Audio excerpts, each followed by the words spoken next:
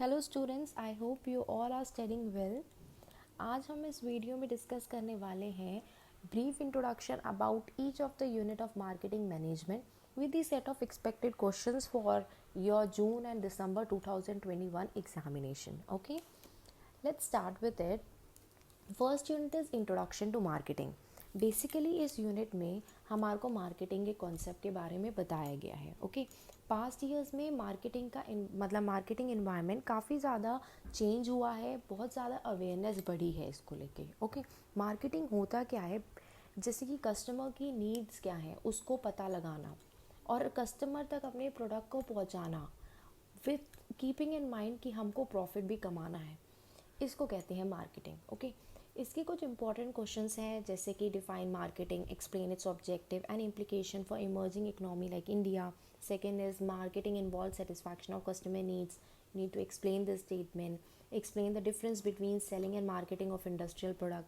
Process of marketing management. Okay, now the second unit is marketing environment. देखो, जो हम ये जानते हैं कि बिजनेस इन्वायरमेंट काफ़ी डायनेमिक है. ओके, और जो सोसाइटी है वो डिपेंडेंट है बिजनेस पर to satisfy its want and needs. Okay, whereas the business is dependent upon the environment to supply them with resources like labour, capital, raw material. So हम ये बोल सकते हैं कि बिजनेस एंड सोसाइटी दोनों एक दूसरे को इन्फ्लुएंस करती हैं. इस यूनिट में हमको इन्वायरमेंटल फैक्टर्स के बारे में बताया गया है जो कि इन्फ्लुएंस करते हैं marketing activities of the organization. Okay, अब इसके कुछ इंपॉर्टेंट क्वेश्चंस हैं. Define marketing environment, explain its component and factors influencing them. Government regulations that affect the marketing decision in India. Short note on competitors. Okay, the next unit is unit 3, that is marketing information and research.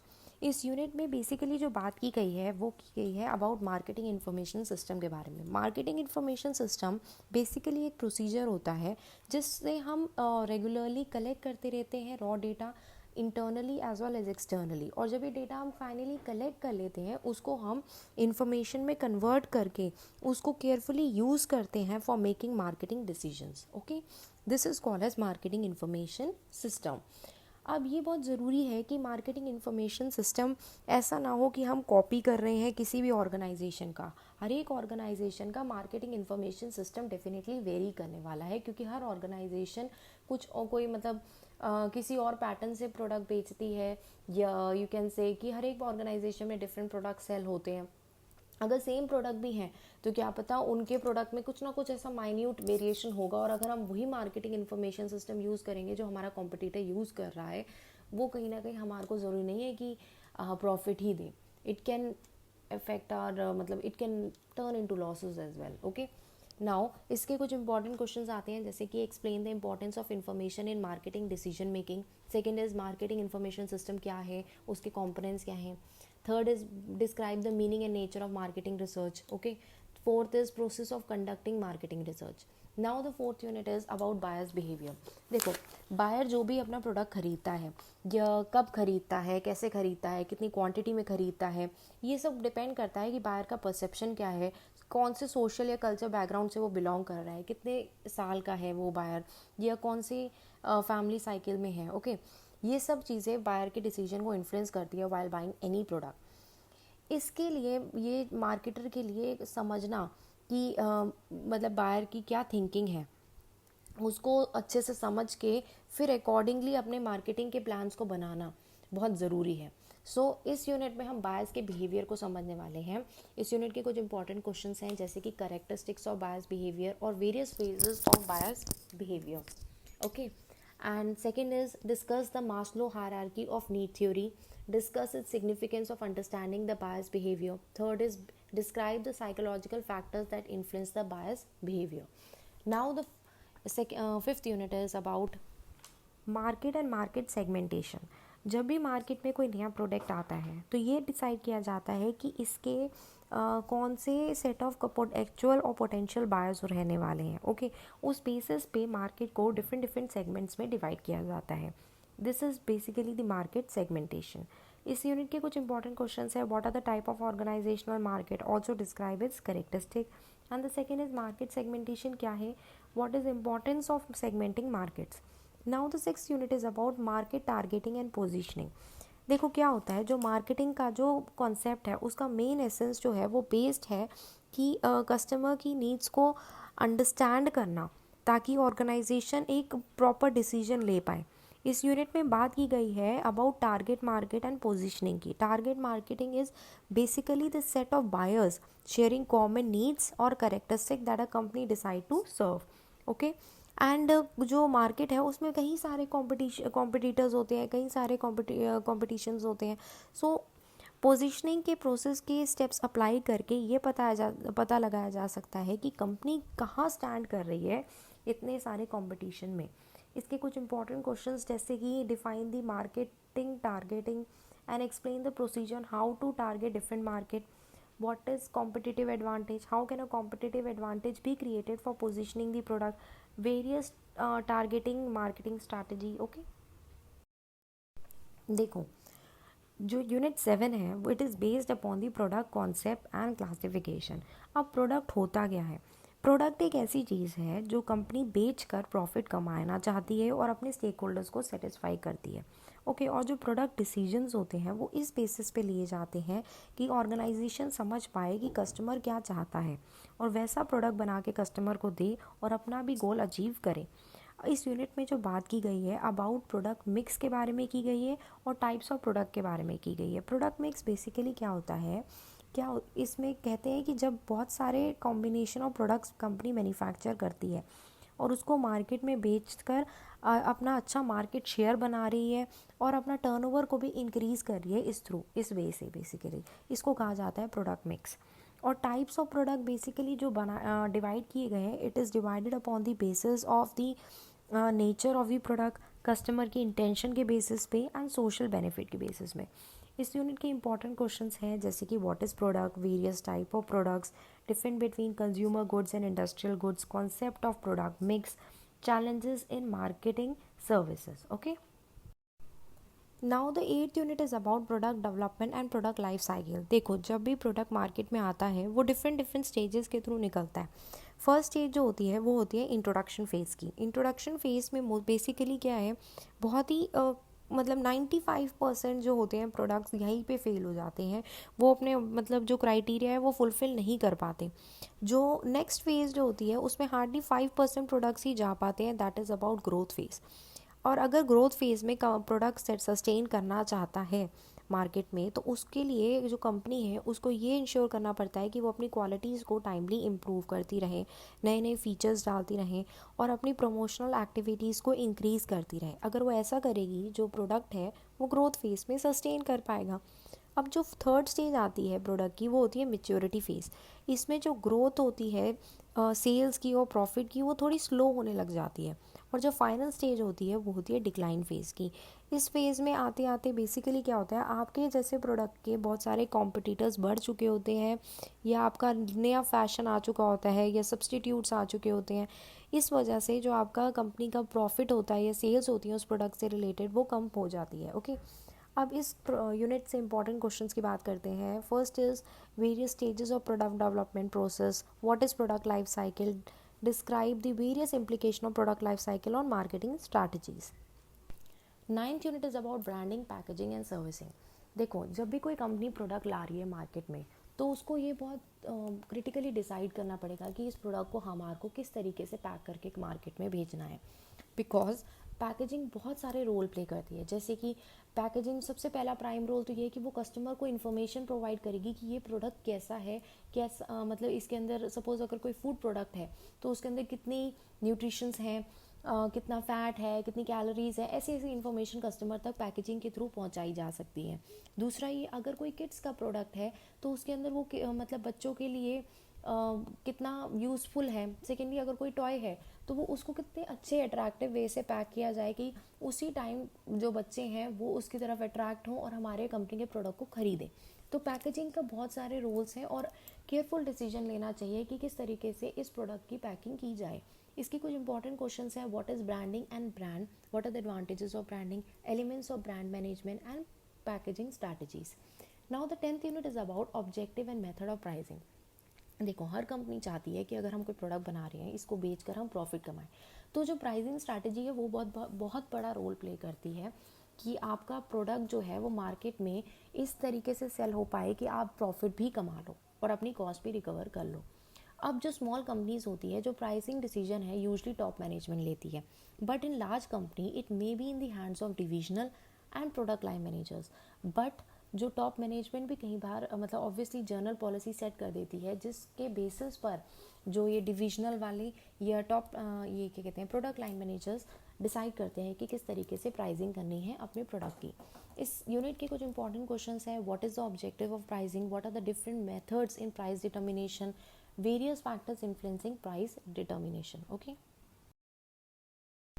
Unit 11 में बात की गई है price adjustment strategies के बारे में। देखो, जब भी कंपनी किसी प्रोडक्ट का प्राइस सेट करती है तो उसके सामने बहुत सारे चैलेंजेस आते हैं। कंपनी को ये सोचना पड़ता है कि हम इस प्रोडक्ट का प्राइस हाई सेट करें या लो सेट करें। अगर हम हाई प्राइस सेट करते हैं, लो प्राइस सेट करते हैं, तो हमारे कस्टमर्स का रिएक्शन कैसे आने वाला है और उससे हमारी कंपनी की इमेज कैसी बनने वाली है, ये चीज़ें कंपनी को डिसाइड करनी पड़ती हैं। और कंपनी को ये भी सोचना पड़ता है कि क्या अपना प्राइस का प्रोडक्ट जो है जो प्रोडक्ट का प्राइस है वो फिक्स सेट किया जाए या कस्टमर्स को बार्गेनिंग का कुछ मार्जिन दिया जाए। ओके, इस चैप्टर में हमारे को इन्हीं सब चीज़ों के बारे में डिस्कशन किया गया है, जैसे कि about price adjustment, price strategy, how to price a new product, all these things are discussed in this unit. Important questions about this unit is about describe the alternative pricing strategy for new product, short note on seasonal discount and unit pricing. Unit 12 is about regulation of prices. देखो, India में बहुत सारे ऐसे laws बनाए गए जो कि regulate करें प्राइसिंग पॉलिसीज़ को, उनकी प्राइसिंग प्रैक्टिसेस को। ओके, जैसे कि monopolies and restrictive trade practices act आया, कंज्यूमर प्रोटेक्शन एक्ट आया, black marketing and maintenance of supply essential commodity act आया। ओके, इस तरीके से बहुत सारे एक्ट लाए गए ताकि हम रेगुलेट कर सके प्राइसिंग पॉलिसीज़ को, प्रैक्टिसेस को। इस यूनिट के कुछ इंपॉर्टेंट क्वेश्चंस है, what do you mean by resale price maintenance, how it is regulated in India, short note on predatory pricing, all these things. Now the 13 unit is about distribution channel. देखो क्या है, आपने product बना दिया है, अब उसको कस्टमर तक पहुंचाने के लिए एक डिस्ट्रीब्यूशन चैनल की बहुत ज़रूरत पड़ती है।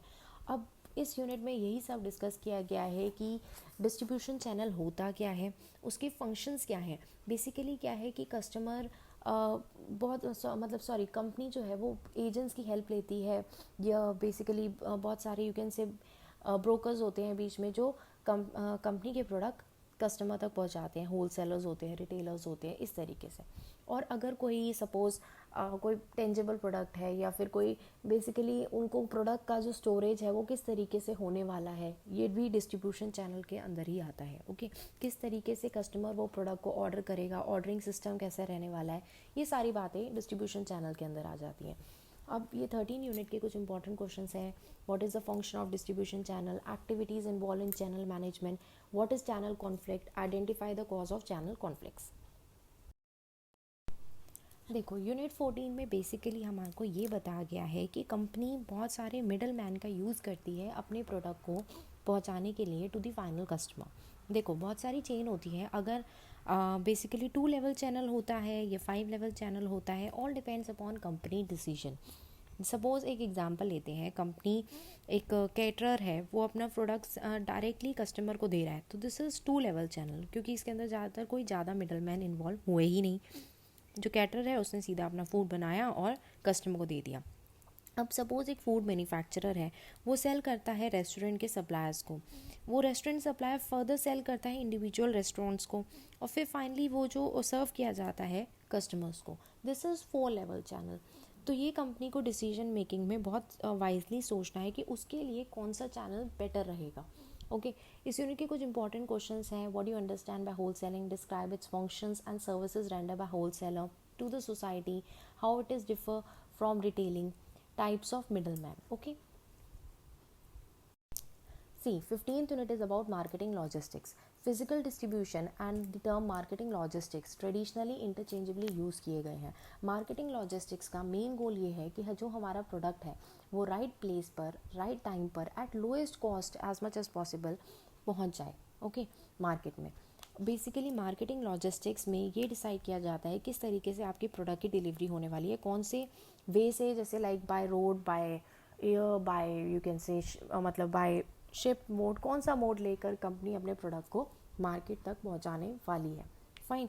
अब ये कंपनी को इंश्योर करना है कि हमारी कॉस्ट भी ज़्यादा ना लगे ट्रांसपोर्टेशन की। ऑब्वियसली अगर ज़्यादा ट्रांसपोर्टेशन की कॉस्ट लग जाएगी तो आपका जो प्रोडक्ट है उसकी कॉस्ट बढ़ जाएगी और it can impact your profit as well. और हमारा मतलब बेसिकली जितना भी कंपनी ने डिसाइड किया हुआ है कि हम इतना मतलब इतना ही प्राइसिंग स्ट्रैटेजी जो कंपनी ने बनाई है कि इतने में हम सेल करेंगे, उस पर भी इम्पैक्ट डल जाएगा। फाइन। अब इस यूनिट के कुछ इंपॉर्टेंट क्वेश्चन है। What is the significance of marketing logistic and marketing management. Second is explain the total system approach and total cost approach in marketing logistics. Now the 16 unit is about marketing communication. देखो, इसमें बात की गई है कि company किस तरीके से अपने प्रोडक्ट को प्रमोट करने वाली है, किस तरीके से अपने प्रोडक्ट की पब्लिसिटी करने वाली है। सो इस यूनिट में बेसिकली हमारे को ये बताया गया है कौन कौन से एलिमेंट्स हैं कम्युनिकेशन प्रोसेस के, जैसे कि the elements like sender, message, encoding, channels, receiver, decoding, feedback, all these are elements of communication process. Fine. इस यूनिट के important questions हैं what are the elements and main function of marketing communication, explain the various elements of marketing process, what is promotion mix, components of promotion mix. Unit 17 is about personal selling and sales promotion. जो sales promotion है वो important component है of marketing communication mix का। Sales promotion के method से ये कोशिश की जाती है कि हम मैक्सिमम मार्केट को कैप्चर कर लें और अपनी सेल्स की वॉल्यूम को बढ़ा लें। देखो, कंपनी ये डिसाइड खुद करती है कि हमारा जो प्रोडक्ट हम बना रहे हैं क्या वो डोर टू डोर जाके कस्टमर के पास सेल होने वाला है या एक मतलब बेसिकली शोरूम्स में सेल होने वाला है, किस वे से सेल होने वाला है, ऑनलाइन सेलिंग होगी इन दिस वे। तो कंपनी को बहुत वाइजली ये डिसीजन लेना है और कैसे सेल्समैन उस प्रोडक्ट को प्रमोट करके या बेसिकली अपने कस्टमर को किस तरीके से कन्वेंस करने वाला है, ये सब भी इस यूनिट में डिस्कस किया गया है। So the important questions are what are the qualities required for good sales person, what is sales promotion, what are the objective which marketers attempt to achieve through sales promotion. Now 18th unit is about advertising and publicity. Basically क्या है advertising से हम का मतलब ये होता है कि किस तरीके से कस्टमर की अटेंशन ड्रॉ करना अपने प्रोडक्ट की तरफ, that is basically the advertising. बहुत सारे वेज होते हैं अपने प्रोडक्ट को एडवर्टाइज़ करने के लिए, इस यूनिट में हमारे साथ यही डिस्कस किया गया है। और दूसरा, कैसे एडवर्टाइजिंग और पब्लिसिटी डिफरेंट है एक दूसरे से। The important questions are what is advertising and explain its features, how advertising is different from publicity, short note on public relations, briefly discuss the role and criticism of advertising. Now the last unit that is 19th unit is about emerging issues in marketing. इस unit में बहुत सारे terms introduce किए गए हैं, जैसे कि relationship marketing, green marketing, social marketing. देखो, जो ग्रीन मार्केटिंग का कंसेप्ट है वो ये बताता है कि आपने इस तरीके से प्रोडक्ट को इंट्रोड्यूस किया है मार्केट में, इस तरीके से उसकी पैकेजिंग की है कि वो इन्वायरमेंटल फ्रेंडली है। इवन प्रोडक्ट भी ऐसा है कि वो इन्वायरमेंट को डैमेज नहीं करेगा, आपकी इन्वायरमेंट को मेंटेन करेगा और कस्टमर की नीड भी सेटिस्फाई करेगा। सेकेंडली, कंपनी भी उससे अपना प्रॉफिट अर्न कर पाएगी। और रिलेशनशिप मार्केटिंग बेसिकली ये है कि कस्टमर के साथ कंपनी ये बेसिकली डायरेक्टली या इनडायरेक्ट मोड से कस्टमर की नीड्स क्या है, उन क्या कस्टमर एक्सपेक्ट कर रहा है कि किस तरीके का प्रोडक्ट हो, वो डिसाइड करती है। कंपनी ये नहीं सोचती कि उसको क्या बेचना है, कंपनी ये सोचती है कि कस्टमर क्या चाह रहा है वो बनाया जाए। ओके, अब क्या है इसके इंपॉर्टेंट क्वेश्चंस है। Explain the 4 P's of marketing which is equally relevant in social marketing. Second is explain the concept of relationship marketing. Third is what you understand by green marketing, what are the problems associated with it. So here I conclude and all the best for examination. If you guys like my channel, then please subscribe to it, please share it so that other students can be benefited as well. Thank you so much.